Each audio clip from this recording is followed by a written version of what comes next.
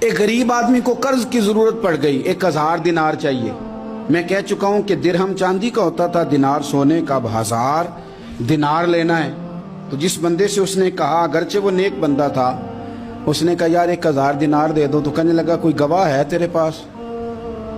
وہ کہنے لگا غریبوں کا گواہ کون ہوتا ہے؟ ہاں ایک گواہ ہے۔ کہا کون؟ کہا میرا رب، وہ تیرے اور میرے بیچ گواہ ہے۔ اس نے کہا کوئی کفیل، اگر تو پیسے نہ دے سکے تو وہ بعد میں دے دے، یا تجھے کچھ ہو جائے تو وہ دے دے۔ اس نے کہا کفیل بھی میرا اللہ ہی ہے، میرے پاس اگر ہے تو رب کریم کا نام ہے، اگر اعتماد کر سکتا ہے تو کر لے۔ بندہ نیک تھا، اس نے کہا رب کے نام پہ، رب کی کفالت پہ، اللہ کو گواہ بنا کے میں تیار ہوں تجھے 1000 دینے کو۔ اس نے 1000 دینار دے دیا، وقت واپسی کا طے ہو گیا، وہ چلا گیا پیسے لے کے۔ اس نے پوری محنت کی کہ میں نے وقت پہ پیسے لوٹانے، پوری محنت بھی کر لی، اللہ نے مدد بھی کر دی، پیسے بھی اس تاریخ کو اسے مل گئے۔ بعض لوگوں کا تو لوٹانے کا دل ہی نہیں نہ ہوتا۔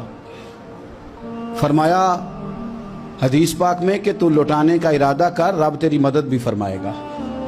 لیکن یہاں بہت سارے لوگ کہتے ہیں خیر ہے، ارادہ ہی نہیں، تو پھر جس طرح کا بندے کا گمان ہو رب بھی اسی طرح کا معاملہ فرماتا ہے۔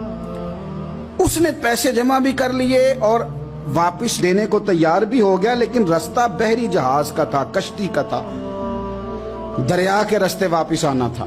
اب وہ جب آ گیا دریا کے کنارے تو بڑی کوشش کی، پر وہاں اسے کوئی کشتی نہیں ملی۔ وقت پہ پیسے لوٹانے ہیں، سفر کرنا ہے، اب سواری میسر نہیں ہے۔ سوچ سوچ کے پریشان تھا کہ میں نے تو اللہ کے نام پہ لیے۔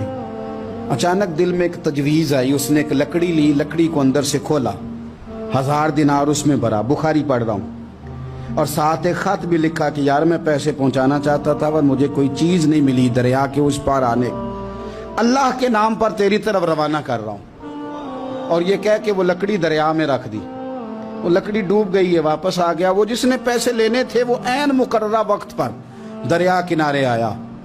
صبح سے سرے شام تک اس نے انتظار کیا، دل ڈھلنے لگا تو دل میں خیال آ گیا کہ یار نہیں، اس نے دینے ہی نہیں، جھوٹا وعدہ کر گیا، پہنچا ہی نہیں وقت پہ۔ اب جب واپس لوٹنے لگا تو اچانک دریا میں ایک لکڑی تیرتی ہوئی دکھائی دی۔ کہنے لگا لے جاتا ہوں، شام کو روٹیاں پکانے کے کام آئے گی، ایندھن بنا کے جلا لوں گا، ہنڈیا پک جائے گی۔ لکڑی اٹھا کے جلانے کے لیے گھر لایا، گمان تھا کہ وہ نہیں آیا وعدہ کر کے، اللہ کو کفیل اور وکیل بنا کے اور گواہ بنا کے پھر بھی نہیں آیا۔ لکڑی لے کے گھر گیا، بخاری ہے، اور جب اس کو چیرا نہ کہ میں اس کی آگ جلاؤں گا، کھولا تو اندر سے 1000 دینار بھی نکل آیا، خط بھی نکل آیا۔ اب ذرا سمجھنا، اس کے دل میں بات کس نے ڈالی کہ تو لکڑی میں پیسے ڈال دے؟ اللہ نے۔ اس بندے کو مقررہ وقت پہ کنارے بھیجا کس نے؟ لکڑی صرف اسی کے ہاتھ آئی تو یہ بندوبست کیا کس نے؟ اللہ نے۔ گھر جا کے چیری تو پیسے بحفاظت اس تک پہنچائے کس نے؟